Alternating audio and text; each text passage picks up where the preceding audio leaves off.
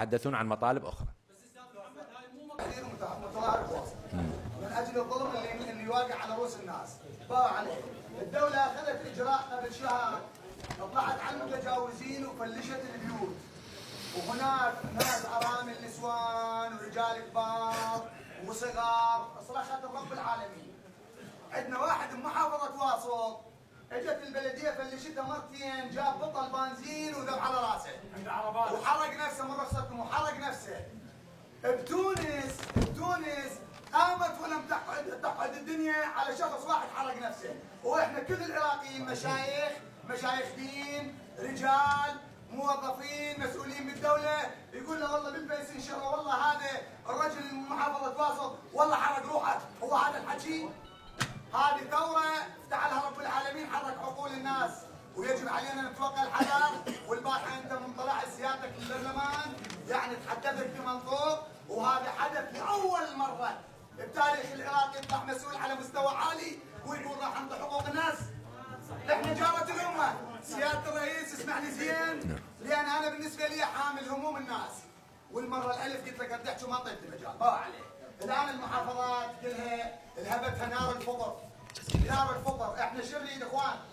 اقسم بالله العلي العظيم نريد من ثروه العراق، لان احنا عباد الله والنفطات مالت الله، نريد لكل نفر عراقي دولارين من النفط، دولارين من النفط، من حصه النفط لكل مواطن عراقي، لان الصناعه معطله اخوان، الصناعه معطله.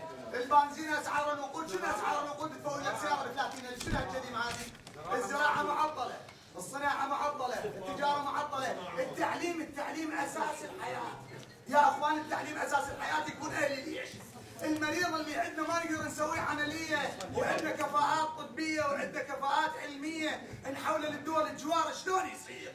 انطونا دسيكم سؤال وجواب من الكل، من رئيس المجلس والاعضاء الموجودين، انطوني شنو المصلحه الان اللي يشتغل بها الشعب؟ انطوني ردوا عليه. اذا اكو مصلحه تشتغل بها الناس اتحداك سياده الرئيس، انت رئيس مجلس والاعضاء موجودين، انا ما اريد اطيل عليك بالحديث. قرار النفط ملزم ان نسوي للشعب العراقي، لان كلينا الويلات كلها ضقناها، طقنا مراره الموت احنا. الزراعه شنو ما تدفع على الزراعه؟ الزراعه شريان الحياه لكل انسان عراقي. الزراعه ليش ندفع عليها؟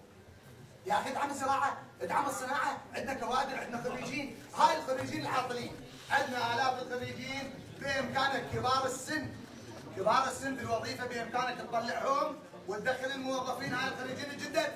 عن طيرات ما طلعه، سويت جيش الزامي، اخوان افهموني، انا جاي من محافظه واصل عراقيه وحامل هموم يشهد ربي عليه، والخير اللي عندي يشهد ربي عليه، بس انا متالم بشيواتي وقفت بساحه التحرير. يا للاسف صحب بالسماعه قلت يا ريت القوات الامنيه يتخذون اجراء مثل الجيش المصري، يوقفون بشرف وبعداله من اجل الحق. احنا ما وقفنا نريد نفلش بلد، احنا نريد نعمر بلد.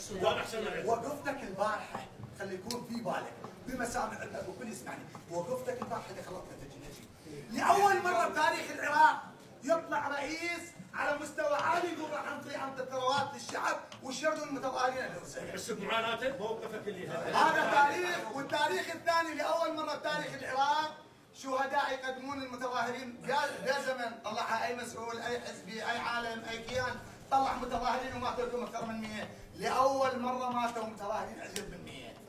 هاي الحركه حركه الهيه، ويجب علينا ان